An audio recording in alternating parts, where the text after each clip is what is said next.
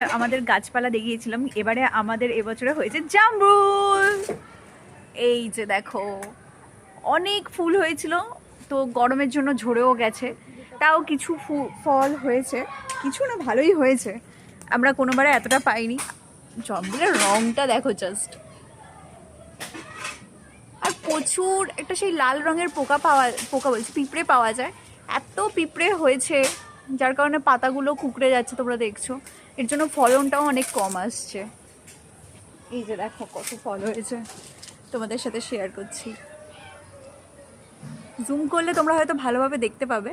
দেখো এই যে এত হয়েছে, প্রত্যেকটা ডালে অন্তত দুটো তিনটে করে ফল ভরে গেছে।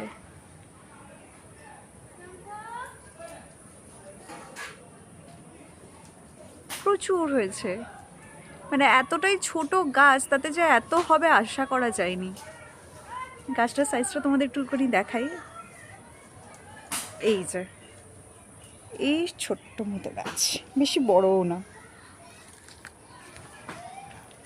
কিন্তু এই যে নিজেদের গাছের ফল খাওয়ার একটা মজাটাই আলাদা।